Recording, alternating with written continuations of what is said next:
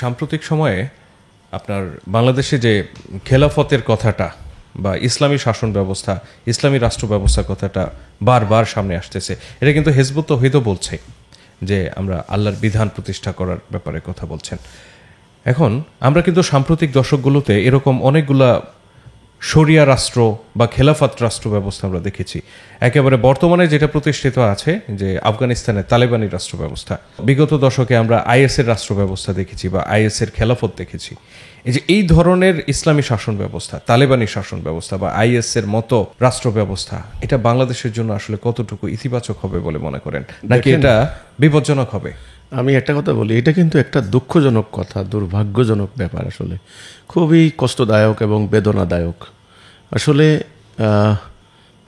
ইসলামের আল্লাহ রসুলের যে প্রকৃত সহজ সরল সিরাতুল মুস্তাকিম উদার নৈতিক যে ইসলামটা, সার্বজনীন, যেটা সকল মানুষের জন্য শান্তিদায়ক এবং সকল মানুষের কাছে গ্রহণযোগ্য পালনযোগ্য যে ইসলামটা ছিল, সেটা রূপটা ধীরে ধীরে ধীরে ধীরে রাসূল যখন চলে গেলেন, সাহাবা আজমাইন যখন সেটাকে বুকে ধারণ করে দুনিয়াময় প্রতিষ্ঠা করলেন, বেশ কিছুদিন কিন্তু সেই গৌরবময় ইতিহাস ছিল, সেই প্রকৃত রূপটা ছিল। পরবর্তীতে যখন খেলাফত রাজতন্ত্রে পর্যবসিত হয়ে গেল, তখন কিন্তু সেই প্রকৃত ইসলাম কিন্তু হারিয়ে গেল। এটা কিন্তু রাসূলুল্লাহর হাদিস আছে। হযরত সালমান ফার্সিকে দেখে বলছেন যে ইসলাম যখন সুরাইয়া তারকায় হারিয়ে যাবে, তখন এই সালমানরা নামিয়ে আসবে, মানে অনারবরা আর কি।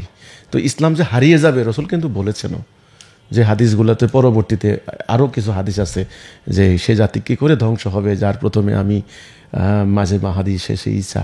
এই হাদিসগুলি কিন্তু অস্বীকার করার কোনো জো নাই। সব মুহাদ্দিসরা এটা বলেন। যেমন একটা হাদিস আছে, সময় আসবে ইসলাম শুধু নাম থাকবে, কোরআন শুধু অক্ষর থাকবে, মসজিদগুলি হবে লোকারণ্য, সেখানে হেদায়া থাকবে না। এই যে কথাটা, এটা কিন্তু খুব মারাত্মক। হেদায়া থাকবে না, মসজিদ থাকবে, কিন্তু আসমানের নিচে নিকৃষ্ট হবে তাদের আলেম সমাজ, তারা ফিতনা সৃষ্টি করবে, সেই ফিতনা তাদের দিকে ধাবিত হবে। যদিও আলেম সাহেবরা এই হাদিসগুলি বলেন না। সে সময় মানুষ রোজা রাখবে, না খেয়ে থাকা হবে, তাহাজ্জুদ পড়বে, ঘুম নষ্ট করা হবে। ওই টাইমের কথা রাসূল যেটা বলছেন যে ইসলাম হারিয়ে যাবে, ওই যে হাদিসটা যেটা আমি প্রায় বলি, ওনারাও খুতবাতে বলেন, খায়রুল কুরনি কারনি সুম্মাল্লাযিনা ইয়ালুনাহুম সুম্মাল্লাযিনা ইয়ালুনাহুম, আমার যুগ সেরা, তারপরে এরপরে মিথ্যা। তাহলে এই যে মিথ্যার যুগ শুরু হয়ে যাবে, তারপরে বিকৃত হতে হতে উমাইয়াদের 100 বছর গেল। ওই টাইমে প্রচুর জাল হাদিস বানানো হয়েছে ইসলামের নামে, গনিমতের নামে, জিহাদের নামে, যেটা রাসূলুল্লাহর পবিত্র জিহাদ, সেটা পরে সাম্রাজ্য বিস্তারের জিহাদ হয়ে গেছে আব্বাসীয়দের যুগে। সেটা পরবর্তীতে এই যে ভিন্ন জাতির লোকদেরকে বেঁধে আনা, এই যে দাস ব্যবসা, দাসত্ব ব্যবস্থা, মুসলমানদের মধ্যে শ্রেণী বিভাজন, মুসলিম, পুরান মুসলিম, যারা বিভিন্ন জাতি থেকে মুসলমান, তাদেরকে আরবদের মর্যাদা দেওয়া হইতো না, যেটা আপনারা জানেন। অনেক মানে জাহিলিয়াত কবর দিয়েছিলেন রাসূলুল্লাহ পায়ের নিচে, আরবের বালুর নিচে। সেই জাহিলিয়াত ওরা আবার তুলে এনেছে এই আব্বাসীরা। তারপরে হলো কি ওসমানীয় খেলাফত। হ্যাঁ, তারা যোদ্ধা জাতি, প্রচণ্ড গতিতে যুদ্ধ বিদ্যায় পারদর্শী ছিল, তারা বিশাল এলাকার সাম্রাজ্য বিস্তার করেছে, অটোমান এম্পায়ার। কিন্তু তাদের সময়েও কিন্তু সেই মহান খলিফাদের, সেই প্রকৃত নবুয়তের আদলে খেলাফতের রূপ আর রইল না।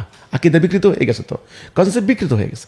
তারপরে হতে হতে আজকের সর্বশেষ এই শতাব্দীতে আমরা যেটা দেখেছি, আইএসের খেলাফত, হ্যাঁ, তারপরে আল কায়েদার খেলাফত, তালেবানদের খেলাফত, সবাই কিন্তু খলিফাতুল মুসলিমিন। যেমন ধরেন এই যে তালেবানদের মোল্লা ওমর, ওনাকে বলা হয়েছে আমিরুল মুমিনিন খলিফাতুল মুসলিমিন, খেলাফতে তারা বলেন। তো এখন আমাদের দেশেও কিন্তু বিভিন্ন ধরনের এই স্বপ্ন দেখে ওনারা খেলাফত আন্দোলন করবেন, সেই খেলাফতের ধারণা। কিন্তু এই পরবর্তীতে ইসলামের প্রকৃত শিক্ষার বিপরীত এমন এমন ব্যাপারগুলি প্র্যাকটিস করে বিশ্বময় ইসলাম সম্পর্কে একটা নেগেটিভ কনসেপ্ট প্রচার হয়ে গেছে। এমনিতেই পশ্চিমারা খুব পরিকল্পিতভাবে তারা ইসলামের উত্থানকে ঠেকানোর জন্য তারা ইসলাম ফোবিয়া তারা চালু করেছে। আজও কিন্তু ইউরোপের রাজনীতি হচ্ছে মুসলমানদের বিরুদ্ধে। তো কাজেই তারা স্টিং অপারেশনের নামে তারা মুসলমানদেরকে জঙ্গি, মুসলমানদের সন্ত্রাসী, উগ্রবাদী ইত্যাদি সাব্যস্ত দুনিয়াময় একটা চালিয়েছে। তো এখন আপনি যে প্রশ্নটা করলেন যে বাংলাদেশে যারা খেলাফতের কথা বলছেন, তাদেরও ভেতরে ওই মাঝখানের যে খেলাফতের নামের যেই মাসলা মাসাইলের যে শরীয়তের বিকৃত আকীদার যে কনসেপ্ট, এগুলি এখনও আছে। তো এটা প্রতিষ্ঠা হলে তো ভয়েরই ব্যাপার স্বাভাবিকভাবে। কিন্তু রাসূল যেটা বলেছেন খেলাফত আবার হবে, সেটা হবে রসুল হাদিস, কিন্তু হাদিস ভুললে চলবে না। রাসূল বলেছেন খেলাফা আলা মিনহাজিহিন নবুয়া, নবুয়তের আদলে খেলাফত হবে, এবং খেলাফত দিবেন আল্লাহ মোমেনদেরকে। সূরা নূরের 55 নম্বর আয়াতে আল্লাহ বলে দিয়েছেন, যারা ঈমান আনবে আমলের সলে করবে, আমলের সলে, আমলের সাইয়া না। আপনি খেলাফতের নামে মানুষের বাড়িঘর লুট করবেন, আগুন দিয়ে জ্বালাই দিবেন, গুজব হুজব রটনা করবেন, খেলাফত আন্দোলনের নাম বলে আপনার হলো মানুষের রক্তাক্ত মানে বিভিন্ন ফালতু কর্মসূচি ঘোষণা করে দিয়ে একটা রাজনীতি করবেন, এই আমলের সালে নয়, এটা আমলের সাইয়া। আমলের সলে হবে সত্যনিষ্ঠ আমল। রাসূল যা করেছেন, সাহাবীরা যেটা করেছেন, ওনাদের মিথ্যার কোনো লেশ ছিল না, ওনারা সত্য কথা বলেছেন। তোমরা বলো লা ইলাহা ইল্লাল্লাহ, যারা ঈমান আনে নাই তারা কাফের সাব্যস্ত হয়েছে, শেষ। অভিযানে প্রেরণ করেছেন, রাসূলুল্লাহ কমান্ডার নিযুক্ত করেছেন, ওনারা গিয়ে কাফেরদেরকে বলেছে, ট্রাইবকে বা কোনো গোত্রকে, তোমরা ঈমান আনো, ইসলাম কবুল করো, তোমরা আমাদের ভাই হয়ে যাবে, আমাদের ভাই, কোনো ডিফারেন্স থাকবে না। যদি ঈমান না আনো মানে ইসলাম কবুল না করো, তাহলে তোমরা শাসন ব্যবস্থা ছেড়ে দাও, আমরা আল্লাহর খেলাফত করব, দেখছেন আল্লাহর হুকুম পরিচালিত করব, তোমাদের একটা ছেঁড়া জুতাও ধরবো না। আপনি দেখেন নবুয়তের আদলে খেলাফতটা দেখেন, খালি কিভাবে তাদেরকে অপশন দেওয়া হচ্ছে, সুযোগ দেওয়া হচ্ছে, কোনো মিথ্যার ছলনার জায়গা নাই। তৃতীয়, যদি তোমরা ক্ষমতা না ছাড়ো তাহলে তোমাদের বিরুদ্ধে লড়াই হবে, যুদ্ধ হবে, যেটা আল্লাহ আমাদেরকে নির্দেশ দিয়েছেন। এইটার সাথে মিলান এখন নানান ধরনের রাজনৈতিক কর্মসূচি পালন করে তারা আরেকজনের কর্মসূচির ভিতরে ঢুকে যাইয়া একটা ত্রাস সৃষ্টি করে একটা সুবিধা নিয়ে, এটা তো কোনো ইসলামের সিস্টেম হতে পারে না।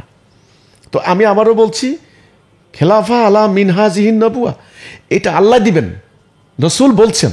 হযরত দাউদ আলাইহিস সালামকে আল্লাহ বলছেন যে, হে দাউদ, আমি তোমাকে দুনিয়াতে খেলাফত দিয়েছি, আমি দিয়েছি, হ্যাঁ, তুমি ন্যায় বিচার করো, তুমি খেয়াল খুশির অনুসরণ করো না, হাওয়াউনের তাবেদারি করো না। খেয়াল করেন, তাহলে খেলাফত দিবেন কে? আল্লাহ। কাকে দিবেন? মোমেনকে। মোমেনকে, যারা ঈমান আনে, আমলের সলে করে, তারা রাদিয়াল্লাহু আনহু ওয়ারাদু আনহু, এটা কিন্তু আল্লাহ তাআলা কোরআনে বলেছেন সূরা বাইয়িনাতে। যেমন সাহাবীরা ছিলেন আবু বকর রাদিয়াল্লাহু আনহু, ওমর রাদিয়াল্লাহু আনহু, ঠিক এমনি। তো কাজেই আপনি যেটা বলছেন সত্যি সত্যি, আজকে খেলাফতের নামে যে সমস্ত চটকদার কথাগুলি বলা হচ্ছে, ওদের কাছে আল্লাহ রাসূলের প্রকৃত ইসলামটা নেই, দুঃখজনক কথা। এবং আল্লাহর সাহায্য ছাড়া ওনারা সেটা পারবেন না। ঈমান আনতে হবে। সেই ঈমানটা কিসের উপরে? লা ইলাহা ইল্লাল্লাহ, আল্লাহ ছাড়া কাউকে ইলাহ হিসাবে মানি না। এবং আল্লাহ যেভাবে আমল করতে বলেছেন, মানে আমলের সলে, সেগুলি করতে হবে, হ্যাঁ, অর্থাৎ আল্লাহর দ্বীন প্রতিষ্ঠা। এবং এর মধ্যে কোনো রাজনৈতিক অভিপ্রায় থাকতে পারবে না। জিহাদ করবেন ফি সাবিলিল্লাহ, মুমিনের সংজ্ঞা সূরা হুজরাতের 15 নম্বর আয়াত। ঈমান আনলো এবং আল্লাহর রাস্তায় জানমাল দিয়ে জিহাদ করলো। এই জিহাদের কোনো রাজনৈতিক উদ্দেশ্য থাকবে না, কোনো অর্থনৈতিক উদ্দেশ্য থাকবে না, শুধুমাত্র আল্লাহর জন্য, এবং সেই আকীদা যেটা আল্লাহ রাসূলকে আল্লাহ দিয়েছেন। তো কাজেই ওইটা না হওয়া পর্যন্ত ভয়েরই ব্যাপার, আতঙ্কেরই ব্যাপার। মানুষ যখন আবারও খেলাফতের নামে আইএসের প্র্যাকটিস দেখবে, আল কায়দার প্র্যাকটিস দেখবে, তালেবানদের প্র্যাকটিস দেখবে, বা অন্যান্য ওই যে উমাইয়া আব্বাসীয়দের বা তুর্কিদের, তাতারদের আকীদা সম্বলিত যে হাদিসগুলি আছে, সেগুলোর বাস্তবায়ন যখন দেখবে, তখন তো মানুষ নেবে না। আর একটা কথা বলি কি আপনাকে, দেখেন, খেলাফত দিবেন আল্লাহ, আল্লাহর খেলাফত, তো খেলাফত করতে হবে আল্লাহর খেলাফত, এটা দিবেন আল্লাহ। এই কথাটা আমি বারবার বলার চেষ্টা করছি, এটা দিবেন কিন্তু আল্লাহ। আপনারা সংখ্যা দিয়েও পারবেন না, কিচ্ছু না। এবং আল্লাহ দিবেন মোমেনকে, যারা মোমেন তাদেরকে দিবেন। এখন মোমেনকে ওটা সংজ্ঞা দেখেন সূরা হুজরাতের 15 নম্বর আয়াত। আমার কথা হচ্ছে এটা, এই ছাড়া খেলাফতের নামে যদি কিছু হয়, সেটা অবশ্যই ভীতিকর হবে, সেটা অবশ্যই শান্তিদায়ক হবে না।